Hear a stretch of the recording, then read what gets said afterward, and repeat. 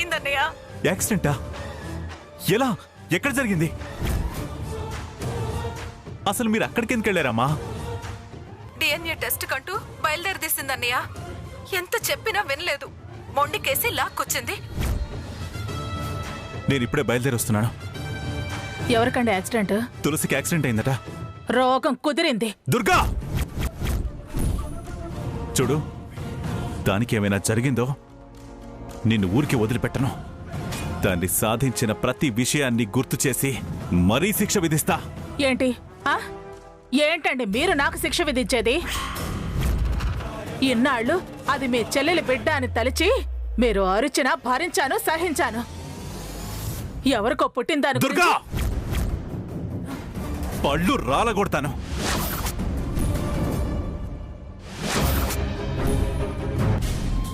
దుర్గా, ఒకసారి హాస్పిటల్కు వెళ్ళి రాకూడదు? నీకేమైనా మెంటలా పిన్ని? అది మీ అమ్మకు చుట్టమా, మా అమ్మకు చుట్టమా? ఇది వరకులా మా ఆయనకి ఏమైనా చుట్టరేకమా? అదెవరో నేనెవరో. దాన్ని హాస్పిటల్కి వెళ్ళి పలకరించాల్సిన కర్మ నాకేం పట్టింది పిన్ని? నానమ్మ నిన్ను వెళ్ళమన్నది పలకరింపులకి కాదత్తయ్యా. మరి దేనికే? పరీక్షలు చేయించడానికి. పరీక్షలా? ఎస్, డిఎన్ఏ పరీక్షలు అత్తయ్యా. ఇప్పుడు డిఎన్ఏ పరీక్ష ఏంటి? అసలు యాక్సిడెంటో కాదో అప్పుడెప్పుడో ప్రియా విషయంలో నిన్ను పిచ్చిదాన్ని చేయలా? సాంబయ్య మోసం చేయలా? అలాంటిదేనేమో. వెళితే నిజాలు తెలుస్తాయి. యాక్సిడెంట్ వంక చెప్పి అక్కడ చేరి ఆ తులసి ప్రియా వాళ్ళు డాక్టర్ని మంచి చేసుకుని దొంగ డిఎన్ఏ రిపోర్ట్లు సృష్టిస్తారు. అసలే ఆ తులసి కాలాంతకురాలు, ప్రియా గట్టికురాలు. అందుకే నిన్ను వెళ్ళమనేది. నువ్వెదురుగా ఉంటే వాళ్ళ ఆటలు సాగవత్తయ్యా. ప్రియా పిన్ని దడుస్తుంది, మావయ్య కూడా వెళ్ళడు. అంతా ఒక్కటై తులసి ప్రియా కూతురే అని రిపోర్ట్ తయారు చేయిస్తే ఆ తర్వాత నువ్వు నోరెత్తే ఛాన్స్ ఉండదు. నాకు నీకు రుణం తీరిపోయిద్ది. అది ఇంట్లో తిష్ట వేస్తుంది, నీ నెత్తిన బండ వేస్తుంది, బావని కొంగును కడుతుంది. మావయ్య సరాసరి దాని పక్షమే. అప్పుడు నువ్వు ఒంటరి పక్షి అవుతావే దుర్గా. నీ మంచి కోరి కీడెంచి మేలెంచాలని చెప్తున్నాను. జాగ్రత్త పడ్డం మంచిదే. మీరు చెప్పేది నిజమే పిన్ని. వెళతాను, దాని ఆట కట్టిస్తాను.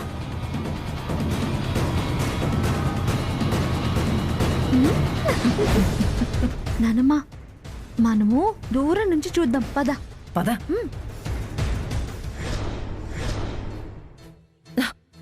తులసి,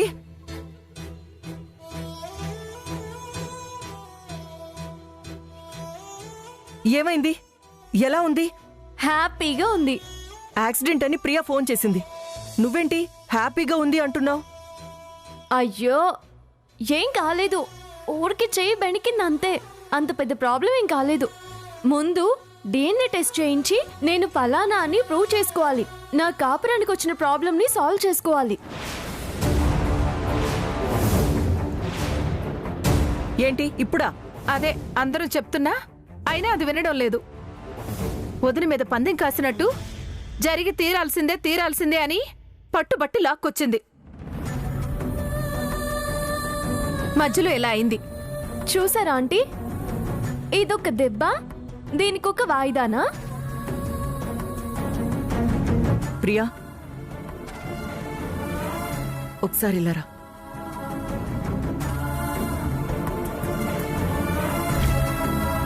ఏంటి ప్రియా, దాని తల్లిదండ్రులు ఎవరో నీకు తెలుసు కదా. ఈ పరీక్షలు 10 మందికి తెలియడం అవసరమా?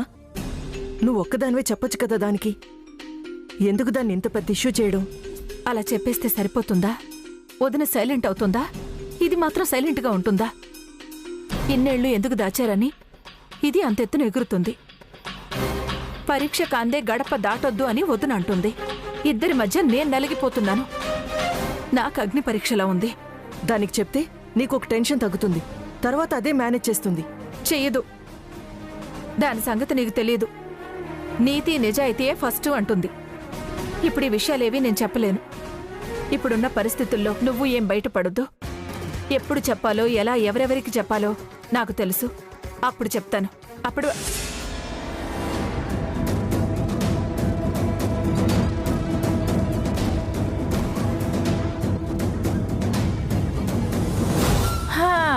యాక్సిడెంట్ అంటే నేను ఇంకా ఏమైపోయిందోనని పరిగెత్తుకుని వచ్చానే. పోతుందేమో, పీడ వదిలిపోతుందిలే అనుకుని వచ్చావా దుర్గమ్మ? మరే ఏంటా మాటలు? నువ్వు కూడా ఏంటొదినా? బాగుందమ్మా. అదంటే ఏం లేదు కానీ నేనంటే తప్ప దానికైనా వెటకారం తెలిసింది. అది చిన్నపిల్ల. ఆ మీ చంక పిల్ల, మీ చెల్లెలి చంక పిల్ల. ఈ చచ్చు వంకలు చెప్పి డిఎన్ఏ టెస్ట్ వాయిదా వేయాలని చూస్తున్నారా? నేను అదే చెప్తున్నాను దుర్గమ్మ. ఏంటి వాయిదా వేయమనా? కాదు, చిన్న దెబ్బే కదమ్మా, ఏం కాదు, పరీక్షలు చేయాలని. అబ్బో, పౌరుషం బానే ఉందే. బ్లడ్ తీరు. ప్రియా కూతురనా? మీ రక్త సంబంధమనా దాని అర్థం? నీకిప్పుడు మేము అర్థాలు తాత్పర్యాలు చెప్పలేంలే. ఈ పరిస్థితిలో ఆ పరీక్షలు అవసరమా? కాస్త మనిషిలా ఆలోచించు. అది జరగాలనే అంది కదా. దుర్గమ్మ, నువ్వేం వరి అవ్వకు. అసలు నేను ప్రియ వాళ్ళని తీసుకుని ఇక్కడికి బయలుదేరి వచ్చిందే డిఎన్ఏ టెస్ట్ చేయించుకోవడానికి. ఆటో దిగి లోపలికి వస్తుంటే రివర్స్ లో వస్తున్న కార్ గుద్దేసింది. పెద్దగా దెబ్బలు కూడా ఏమీ తగలేదు. ప్రోగ్రామ్ ఏమీ రివర్స్ కాదు. డిఎన్ఏ టెస్ట్ జరిగి తీరుతుంది. No tension.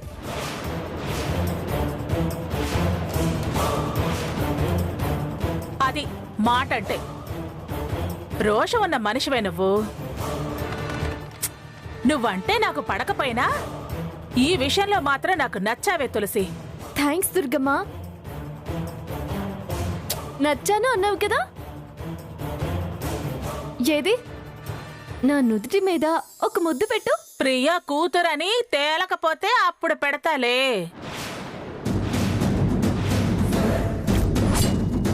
ఎంత దాచుకున్నావు? వదిలించుకోవాలని చూస్తున్నావా? అయినా కాకపోయినా తులసి నా భార్య కదమ్మా. భార్యస్థానానికి అర్హత ఉందో లేదో తేల్చడానికే ఈ పరీక్ష.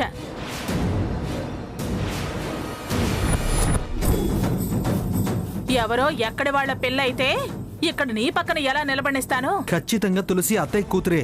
మొదట డిఎన్ఏ విషయం తేలితే తర్వాత మన విషయం తేల్చుకుందాం. ఆ తేలుస్తాను తేలుస్తాను రా.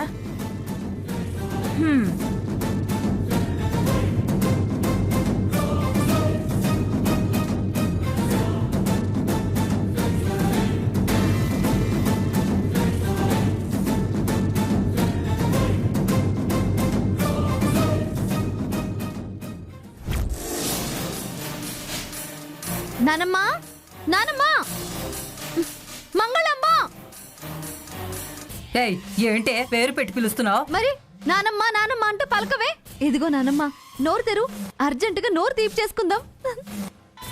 ఈ దెబ్బతో తులసి బతుకు మటాష్, నా బతుకు పటాసుల పండగే. నిత్యం దీపావళి.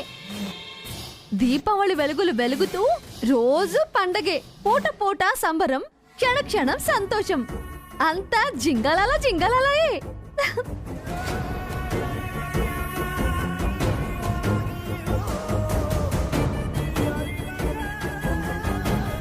అత్తయ్య, అత్తయ్య,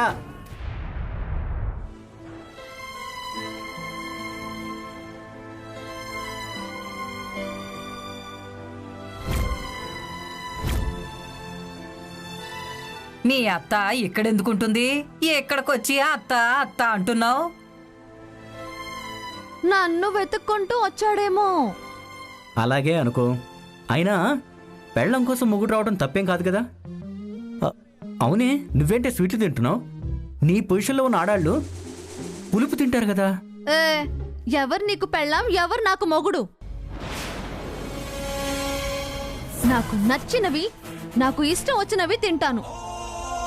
ఇవన్నీ అడగడానికి నువ్వెవరు? నీకు నాకు కుదరదు అని చెప్పానుగా. ఏంటే నువ్వు తెగేసి చెప్పేది? నువ్వు చెప్తే అయిపోతుందా? హ, నువ్వెంత కాదన్నా నేను నీ మొగుణ్ణి. ఇంతకు ముందు నువ్వేమన్నా పోనీలే అని ఊరుకున్నాను. ఇప్పుడు పిచ్చి పిచ్చిగా బాగితే ఊరుకునేది లేదు. ఏం చేస్తావు?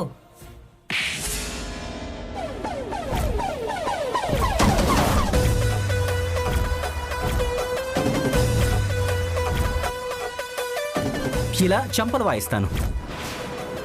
అయ్యో అయ్యో అయ్యో, ఏంటి దౌర్జన్యం? అది అసలే ఒట్టి పిల్ల కూడా కాదు. ఆ విషయం దాన్ని గుర్తుపెట్టుకొని మాట్లాడమని చెప్పండి, లేకపోతే చాలా చూడాల్సి వస్తుంది. కథ మారుతుంది, జాతకం తిరగబడుతుంది. అవును, ఇంట్లో ఎవరు కనిపించట్లేదు, ఎక్కడికి వెళ్ళారు? అది ఇప్పుడు నువ్వు అన్నావు కదా కథ. ఆ కథలు తిరగరాయడానికి, జాతకాలు మార్చడానికి. మొగుణ్ణి అన్నావే, ఆ హక్కు రద్దు చేయడానికి. నేను నీ పెళ్ళాన్ని అనే కలలు కనడం మానే.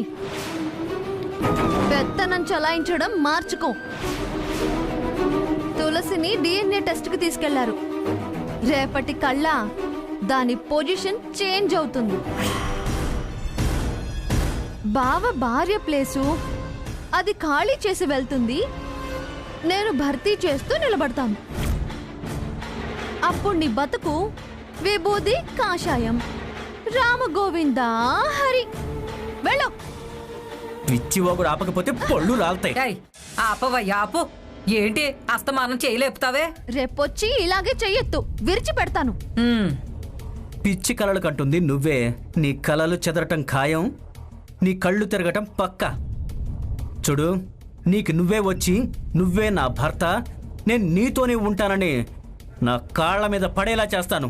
చూస్తూ ఉండు.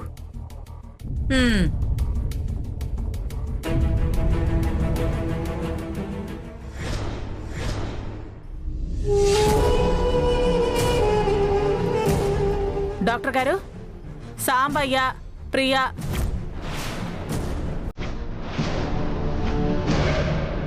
తులసి ముగ్గురు ఇక్కడే ఉన్నారు. ఇక మీరు టెస్ట్లు కానివ్వండి.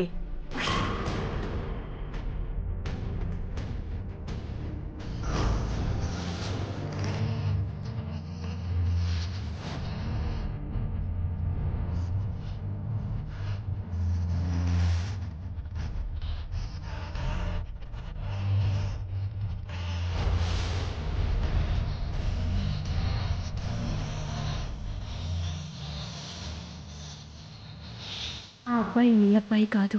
సంఘటనకి సాక్ష్యం నేను, నిజం నేను. వాడు మీ చెల్లెలి త్యాగం. అన్నయ్య మీద ప్రేమతో పేగుబంధాన్ని తెంపుకొని నీ భార్యకి పునర్జన్మనిచ్చిన పుణ్యాత్మురాలు మీ చెల్లెలు. పొరిటి తడి ఆరకముందే పొత్తిళ్లలో బిడ్డని దానం చేసిన అపరదానశీలు.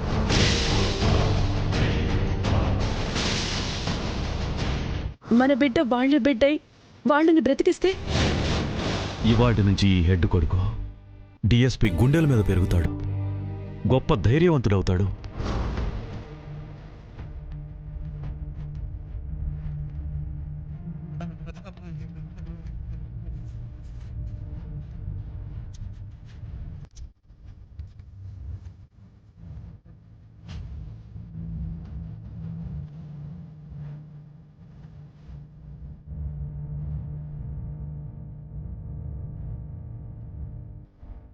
దీన్నే రాక్షసత్వం అంటారు.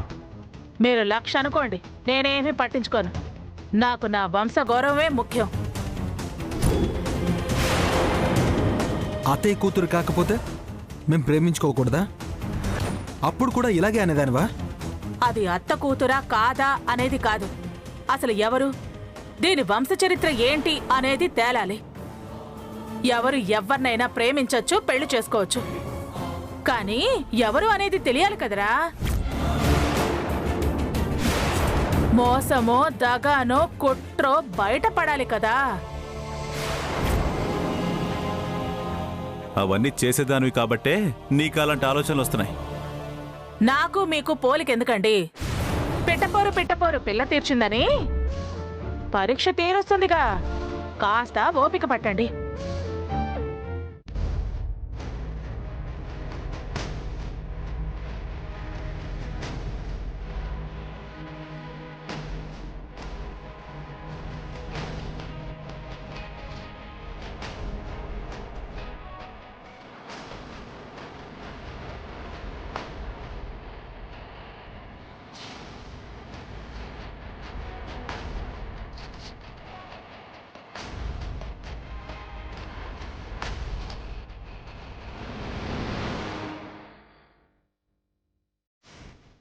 జాగ్రత్తగా చూసుకోరా.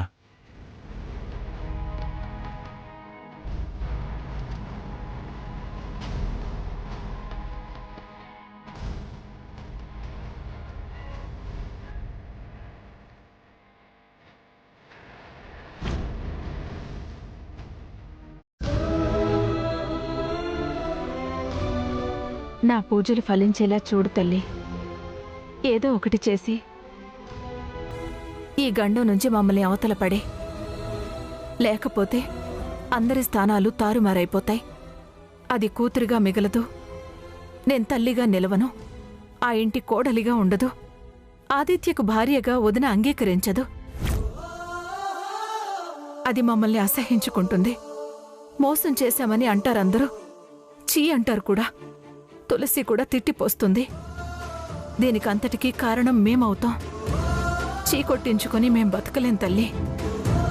మా మరణం చాలా మరణాలకి దారి తీస్తుంది. రక్షించు తల్లి, మమ్మల్ని కాపాడు.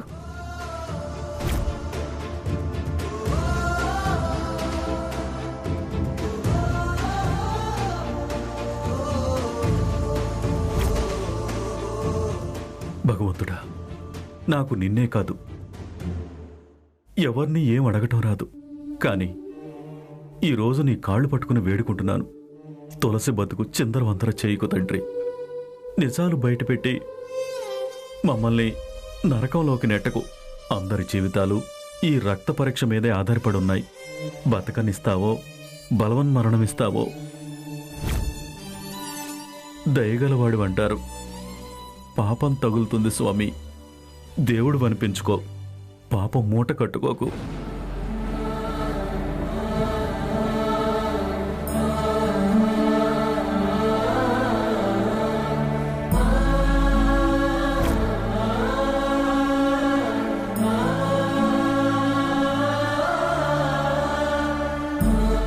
ఎందుకే? ఎవరెంత చెప్పినా నీ పంతం మానవు కదా. ఎందుకింత మొండిదానిగా తయారవుతున్నావు? మొండితనం లేకపోతే మనం ప్రేమికులం అయ్యేవాళ్ళం కాదు, మొగుడు పెళ్ళాలం అయ్యేవాళ్ళం అంతకంటే కాదు. అప్పుడు నచ్చిన మొండితనం ఇప్పుడు నచ్చడం లేదు. అప్పుడు అవసరమైన మొండితనం ఇప్పుడు అనవసరం అంటావా? అది కాదు తులసి. ఎందుకు అనవసరంగా గొడవలు అని? గొడవలా? దీనివల్ల గొడవలా? నా పంతం వల్ల గొడవలా? ఎప్పుడూ లేవా మనకి గొడవలు? ఎప్పుడు చూడలేదా? గొడవలు మనకు కొత్త కాదు, గొడవలకి మనం కొత్త కాదు.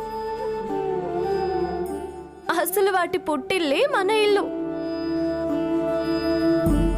ఇదిగో, ఈ విషయంలో పట్టుపడితేనే గొడవలు తగ్గుతాయి. ఏం తగ్గడమో ఏమో, మీ ఇద్దరి మధ్య మేమందరం నలిగిపోతున్నాం. నేనే కాదు, నాన్న సతమతమవుతున్నారు. అసలు ప్లెజెంట్గా ఉండలేకపోతున్నాం. దీనంతటికీ కారణం ఆ వెంకటలక్ష్మి. కరెక్టే.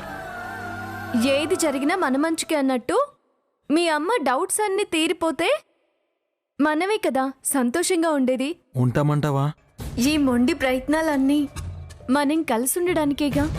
అయినా ఈ రిపోర్ట్స్లో ఏదన్నా తేడా వస్తే? ఎందుకు వస్తుంది? నేను మీ అత్త కూతుర్నే కదా, ఆ విధంగానే వస్తుంది. అప్పుడు అత్తయ్యకి అపార్థాలు పెడార్థాలు ఏవి ఉండవు కదా. ఒకవేళ మన కర్మకాలి నెగటివ్ వస్తే? రాదు. వస్తే? రాదు. అబ్బా వస్తే? రాదు రాదు రాదు. లేదు నువ్వు అన్నట్టే వచ్చిందనుకో. అనుకుంటే ఏంటనేది అప్పుడు ఆలోచిద్దాం. ఏడ్చినట్టుంది. అసలు అప్పుడు అమ్మ ఆలోచించే టైం ఇస్తుందా? పో పో పో అని నేను గెంటేదు. గెంటేస్తే తమరేం చేస్తారు సార్? అలా నిలబడి చూస్తూ ఉంటారా? అలా ఎలా గెంటేనిస్తా? పాజిటివ్ వస్తేనే నెగిటివ్ వస్తేనే.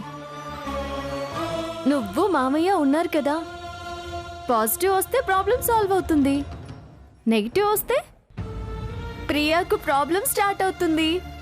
మళ్ళీ అదేంటి? నేనెవరో తేలాలి కదా. పాజిటివ్ వస్తుందిలే.